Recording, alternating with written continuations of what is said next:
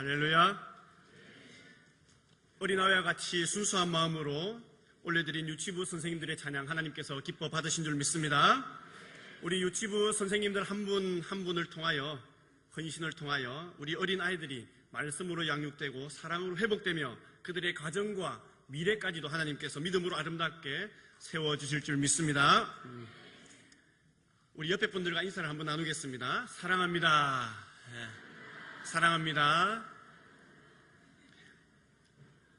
네, 이번에는 조금 바꾸어서 제가 먼저 사랑하겠습니다. 제가 먼저 사랑하겠습니다. 제가 먼저 사랑하겠습니다. 가정에서, 직장에서, 언제 어디서나 먼저 다가가시고 먼저 사랑하고 섬기는 성도님들 되시기를 간절히 원합니다. 예수님께서는 복음과 하나님의 나라를 가르치실 때에 대부분 비유로 말씀하셨습니다. 그 이유는 남녀노소, 지위, 고하를 막론하고 모두가 쉽게 이해할 수 있도록 말씀하기 위해서입니다. 공중에 나는 새를 보라. 다 볼 수 있죠. 심지도 않고 거두지도 않고 창고에 모아들이지도 않지만 하나님 아버지께서 기르시지 않느냐. 들의 백합화가 어떻게 자라는가 생각하여 보라. 수고도 아니하고 길쌈도 아니하고. 길쌈이 무엇인지 아십니까? 스스로 아름답게 보이려고 치장하는 것. 수고도 아니하고 길쌈도 아니하지 않느냐. 너희들이 그렇게 존경하고 지향하는 솔로몬의 모든 영광도 이 꽃 하나만 못하였다. 한 가지 더 살펴보면요, 천국은 마치 밭에 감추인 보화와 같다. 당시에는 자신의 금은 보화와 재물을 안심하고 맡길 은행이 없었습니다. 전쟁과 침략도 많았습니다. 그래서 부자들은 자기만 아는 은밀한 곳에, 자기 땅 깊은 곳에 그 보화를 묻어두었던 것입니다. 그런데 그 보화의 비밀을 알려주지 않고 죽게 되는 경우, 그리고 전쟁과 침략으로 인해서 하루 사이에 그 땅의 주인이 바뀌는 경우가 많았습니다. 그래서 종종 주인 없는 보화들이 발견되었는데 그것을 누가 가질 것인가에 대한 문제가 생긴 것이죠. 누가 가질까요? 발견한 사람이 가질까요? 현재 땅 주인이 가질까요? 아니면 예전에 땅 주인의 친척이 가질까요? 각자가 지금 자기에게 해당되는 부분을 말씀하신 거죠. 이런 문제 때문에 밭에서 보화가 나오면 그 땅의 현재 주인이 그 보화의 주인이 되는 것으로 법으로 정해놓은 것입니다. 농부가 일을 나갔습니다. 그런데 일을 하는 도중에 금은 보화를 발견했습니다. 보석 상자가 발견된 것입니다. 여러분이 농부로 일을 나갔다가 보석 상자가 나오면 어떻게 하시겠습니까? 주인에게 갖다 바쳐서 10분의 1을 얻겠습니까?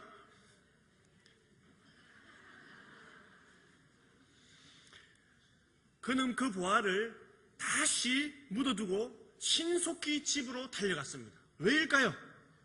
자신의 모든 소유를 팔아서라도 그 밭을 사기 위해서. 왜? 그 밭을 사면 그 보화도 내 것이 되기 때문이죠. 이것이 바로 천국 복음의 비밀인 것입니다. 실제로도 당시의 어른이나 아이 할 것 없이 모두가 꿈꿨던 상황이 바로 그러한 상황이고 실제로 그러한 상황들이 있었다는 것입니다. 천국 복음을 깨닫고 기쁨으로 가득한 사람은 이전의 모든 어떠한 기쁨과 즐거움도 그것과 비교할 수 없다는 것이죠. 예수 그리스도를 내 삶의 가장 우선순위로 모시게 된다는 것입니다. 이처럼 그 시대의 문화와 상황을 잘 살펴보면 말씀을 더 잘 이해할 수 있습니다. 그런데 때로는 오히려 눈앞의 현상, 세상의 이치만 바라보다가 복음의 진리를 깨닫지 못하는 경우도 있습니다. 그래서 우리는 믿음의 눈으로 바라보아야 된다는 것입니다. 주님은 말씀하십니다. 들을 귀 있는 자는 들으라. 많은 사람들이 듣지만 믿음의 귀를 열었을 때 그 복음의 비밀을 깨닫고 발견할 수 있다는 것입니다. 어떤 부자에게 청지기가 있었습니다.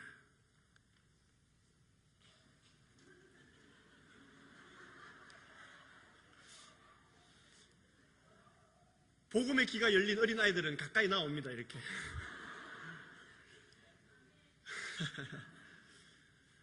유치부 특송인 줄 알고 우리 아이들이 축제의 장으로 생각하는군요. 어떤 부자에게 청지기가 있었는데 그가 주인의 재산을 낭비한다, 허비한다는 고발을 주인은 들은 것입니다. 그러자 주인이 그 청지기를 파면하기로 결정을 내립니다. 그리고 그를 불렀습니다. 이렇게 이야기합니다. 그동안 내가 맡았던 일을 마무리해라. 그동안 네가 했던 일을 마무리 지어라. 갑자기 일자리를 빼앗기게 된 것입니다. 그는 고민에 빠졌습니다. 앞으로 어떻게 살아갈까? 어떻게 살아갈까? 땅을 파자니 힘이 없고 빌어먹자니 부끄럽고 고민 끝에 대책을 세웁니다. 그리고 그 방법을 찾았습니다. 채무자들의 채무 증서를 위조하기로 한 것이죠. 채무자들이 주인에게 진 빚을 자기가 대신 탕감해 주는 것입니다. 그러면 그들이 나중에 나에게 은혜를 베풀지 않겠는가? 머리를 쓴 것이죠. 그리고 그들을 일일이 불러서 묻습니다. 내가 내 주인에게 얼마를 빚졌느냐? 대답합니다. 네, 기름 100말입니다. 기름 100말은 감람나무 약 150그루에서 얻을 수 있는 양입니다. 그 가치는 1000데나리온 정도. 1000데나리온이면 노동자의 1000일 품삯이지 않습니까? 그러면 오늘날에 3년 가까이 되는 금액입니다. 큰 금액이죠. 그런데 그 빚진 기름을 100말을 50말로 줄여줍니다. 대단하지 않습니까? 또 다음 사람에게 묻습니다. 내가 내 주인에게 얼마를 빚졌느냐? 네, 밀백석입니다. 밀백석은 더 많은 금액입니다. 2500데나리온. 노동자 품삯 2500일. 몇 년쯤 될까요? 8년에 해당하는 금액입니다. 그런데 그 밀백석을 80석으로 줄여줍니다. 그런데 놀라운 것은 이 옳지 않은 불의한 청지기 행동을 보고 주인이 칭찬한 것입니다. 꾸중을 들어야 마땅한데 도리어 칭찬을 받는다니 이해가 안 가는 부분입니다. 그리고 예수님도 8절 중반부터 9절 말씀에 내가 너희에게 말하노니 불의의 재물로 친구를 사귀라.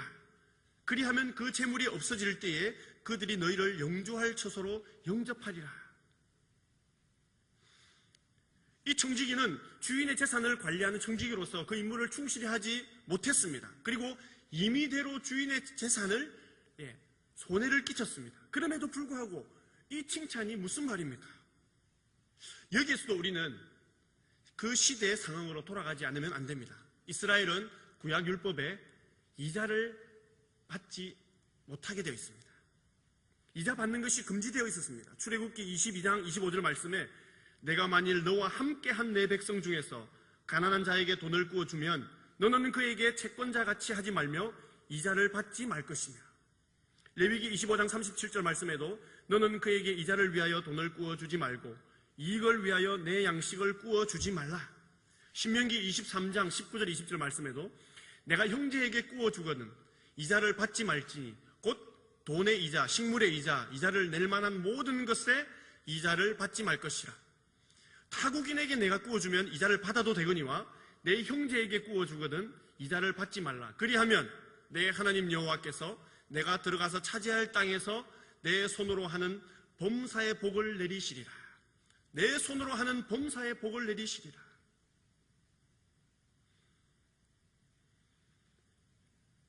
주인은 이 율법을 교묘하게 피해서 이득을 취하고 있었습니다. 이자를 안 받는 것처럼 보이지만 실제로는 다 받아 챙겼던 것입니다. 기름, 즉 감람류는 아주 귀하고 값진 기름이어서 통상 이자율을 100%로 매겼습니다. 그래서 그는 감람류 원금 50말에 이자 100% 50말을 합해서 채무증서에 처음부터 몇 말? 100말을 적은 것이죠. 또 밀도 이자율을 25% 적용을 했다고 합니다. 원금 밀 80석에 25% 4분의 1은 몇 석일까요? 80석에 25% 4분의 1은 20석입니다. 그래서 원금 80석에 이자 20석을 붙여서 처음부터 채무증서에 100석으로 기록한 것이죠.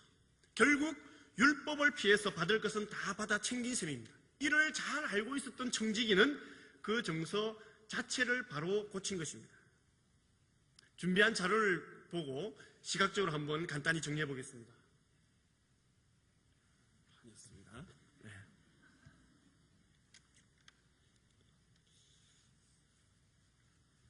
크게 읽어주십시오. 기름 100말의 정서를 어떻게 고쳐주었을까요? 50말로. 그러면 주인은 얼마가 손해를 봅니까? 50. 그러나 이 50, 주인이 손해본 50은 실제로 부당한 이자였다는 것이죠. 다음 크게 한번 읽어주십시오. 밀백석을 얼마로 정서를 고쳐주었나요? 그럼 주인이 얼마를 손해봅니까? 20석. 그러나 이 20석은 실제로 부당한 이자였다는 것이죠.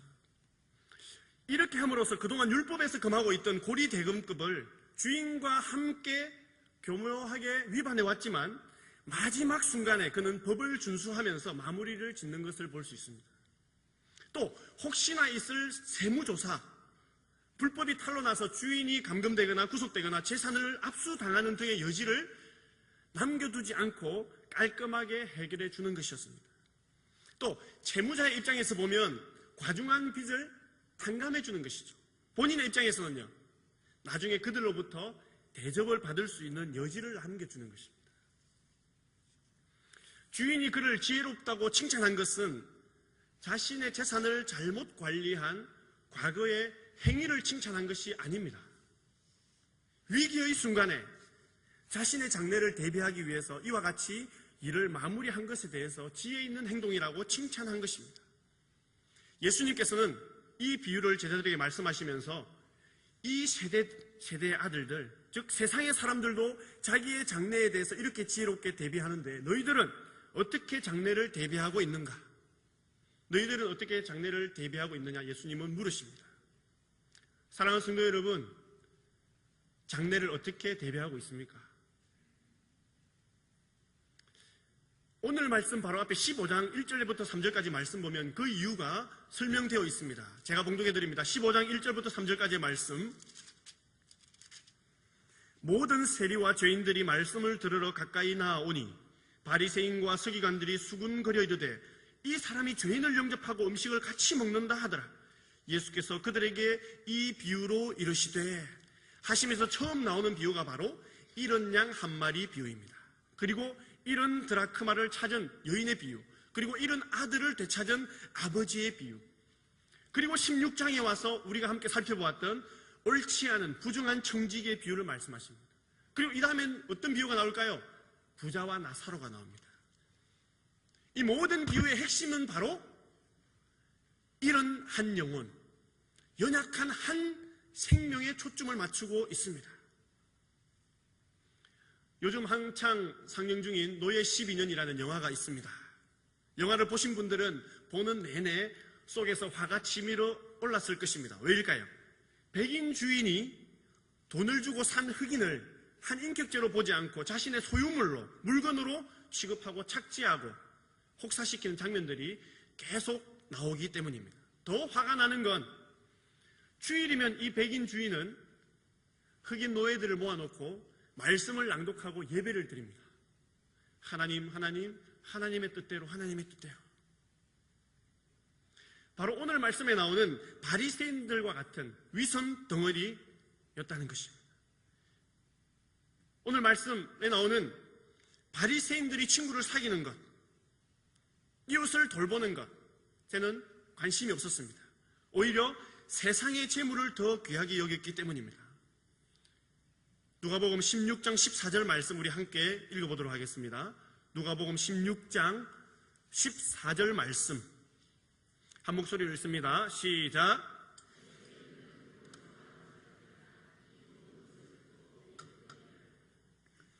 바리새인들은 돈을 좋아하는 자들이라 이 모든 것을 듣고 비웃었다고 말씀하고 있습니다. 돈을 좋아했기 때문에 재물로 친구를 사귀는 것은 어리석은 일이라고 취급했습니다. 율법을 준행한다고 하면서도 사실은 하나님을 멸시하고 돈을 더 사랑했던 것입니다. 그런 바리새인들을 향하여 예수님은 하나님과 재물을 겸하여 섬길 수 없다라고 지적하시는 말씀입니다.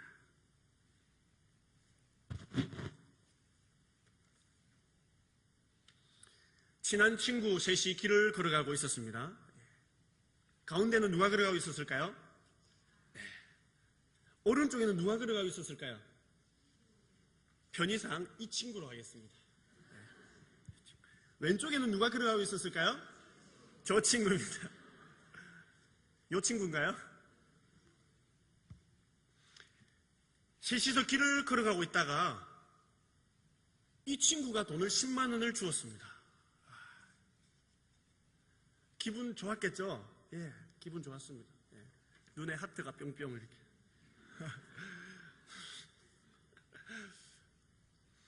가운데 있는 내가 친구에게 제안을 합니다. 야, 우리 기분도 좋은데 그 돈으로 맛있는 거 사 먹자.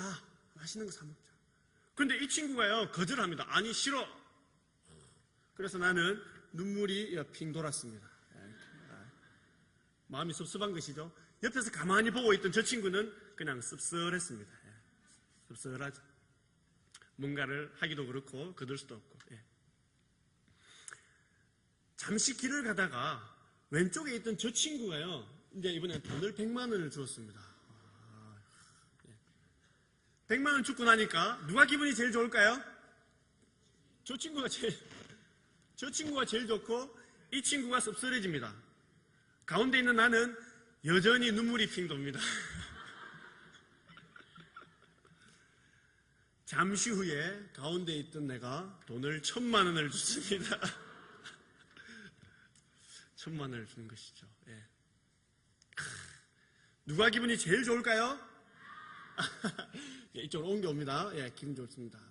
누가 기분이 제일 안 좋을까요? 왜요? 돈을 제일 작게 주었으니까. 그러면 저 친구는요? 씁쓸한 것이죠. 예. 이렇게 끝나면 나는 제일 좋은데 저 앞에 사람들이 모여 있습니다. 웅성웅성. 가까이 가보니 경찰도 있습니다. 가까이 가서 들어보니 한 사람이 좀 전에 길을 걸어오다가 돈을 1110만 원을 잊어버렸어요. 돈을 1110만 원을 길에서 잃어버리고 찾기 위해서 경찰까지 불러놓고 있습니다. 세 사람 중에 누가 가장 정직할까요? 이 친구가 시키지도 않았는데 났습니다. 저희가 조금 전에 오다가 돈을 1110만 원 주었습니다. 자기 돈 10만 원을 돌려주는 것입니다. 그래서 저 친구도 나도 1000만 원, 100만 원을 다 돌려주었습니다. 1110만 원을 돌려주고 다시 길을 걸어갑니다.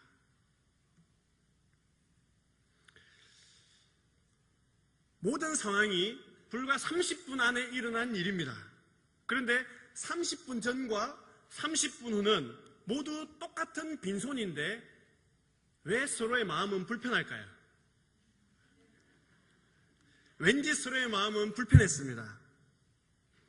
그 잠시 짧은 순간에 많이 가졌던 것, 적게 가졌던 것, 유세를 떨고 욕심을 부렸던 것이 지금은 다 소용이 없는 것이죠. 이것이 바로 인생입니다.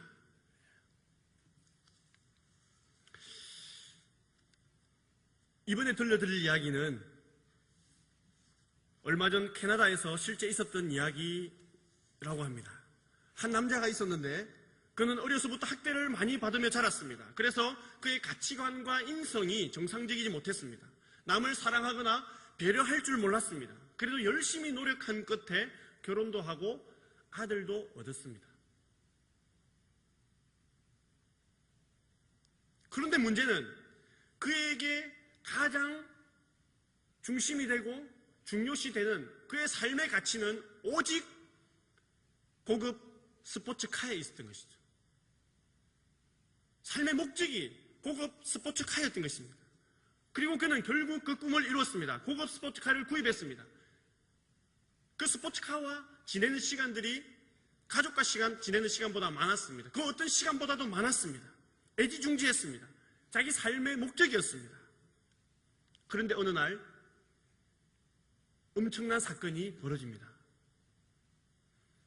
차고에 들어서는 순간 자기 어린 아들이 그 스포츠카에 낙서를 하고 있는 것입니다. 순간 의식을 잃은 그 아버지는 가장 가까운 곳에 있는 공구를 들어서 그 아이 손을 내리칩니다. 피는 철철 흘렀고 이제 정신을 차린 그 아버지는 아이를 안고 병원으로 가서 몇 차례 대수술 끝에 수술을 받았지만 결국 손을 절단했습니다. 수술을 받고 깨어난 아들이 맨 먼저 아버지를 보고 이렇게 이야기했습니다. 아빠 죄송해요. 다시는 안 그럴게요. 아빠 죄송해요. 다시는 안 그럴게요. 정신을 차린 그 아버지는 절망적인 심정으로 마음 아프게 병실을 나와서 집으로 돌아왔습니다. 그리고 차고에 갔습니다. 차를 바라보았습니다. 그리고 더 큰 고통에 시달렸습니다. 어린아이가 한 낙서는 아빠 사랑해요.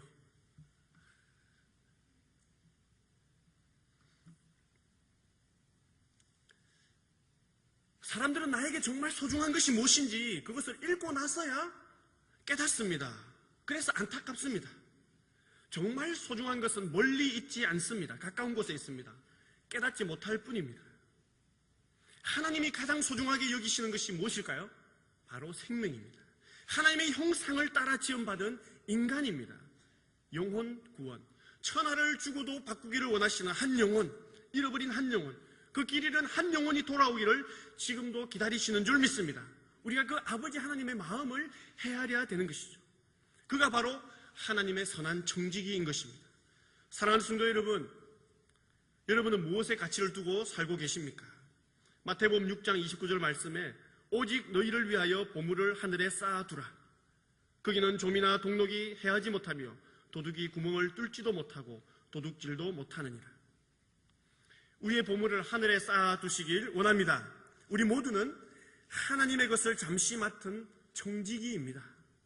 그리고 우리는 반드시 하나님 앞에서 삶의 총결산을 하게 되어 있습니다.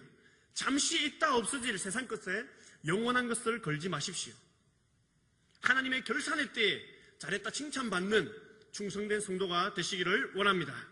그러기 위해서는 우리가 기회가 주어졌을 때에 하나님께서 주신 사명에 최선을 다해야 합니다. 하나님 앞에는 어떤 변명도 통하지 않습니다. 어떤 핑계도 용납되지 않습니다. 바로 지금이 그 기회의 때인 줄 믿습니다. 또 삶의 위기 앞에서 지혜를 발휘해야 합니다. 하나님이 나에게 원하시는 것이 무엇인가? 그것을 발견해야 하는 것입니다. 사랑하는 성도 여러분, 기도로 위기를 이겨내시기 바랍니다. 사랑으로 위기를 극복하시기를 바랍니다. 사랑으로 위기를 기회로 바꾸시기를 바랍니다. 선한 행실로, 사랑의 실천으로 하나님의 마음을 감동시키는 하나님의 자녀가 되시기를 원합니다. 우리는 세상의 재물을 생명을 살리는 곳에 사용해야 합니다. 불의의 재물로 친구를 사귀라. 그리하면 그 재물이 없어질 때에 그들이 너희를 영주할 처소로 영접하리라. 여기서 말한 불의한 재물은 물질적인 것만 이야기하는 것이 아닙니다. 세상의 가치와 모든 수단을 의미하는 것입니다. 한마디로 인생의 참 가치를 발견하라는 것이죠. 어릴 때부터 계명을 잘 지켜왔다는 한 부자에게 예수님은 말씀하셨습니다. 내게 아직 부족한 것이 있으니 내 소유를 팔아 가난한 자들에게 나누어 주고 나를 따르라. 하늘에 보화가 있으리라. 또 예수님을 만난 삭개오도 재물관이 달라졌습니다. 삶의 가치관이 달라졌습니다. 오늘날 하나님의 자녀들 마음 가운데도 더 이상 재물이 주인이 되어서는 안 되겠습니다.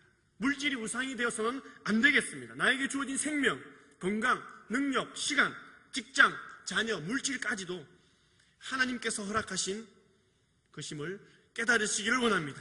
나에게 주신 모든 것들 하나님이 기뻐하시는 곳에, 영혼을 살리는 곳에 아름답게 사용하는 선한 청지기가 되시기를 간절히 원합니다. 기도드리겠습니다. 하나님 아버지, 오늘날 이 땅에 많은 사람들이 하나님의 자녀들조차 물질을 우상 삼아 살아가고 있습니다. 그리하여 영혼은 메말라가고 육신만 살찌워져 가고 있습니다. 용서하여 주옵소서. 인생의 목적을 깨닫게 하시고 삶의 가치를 발견하게 하옵소서.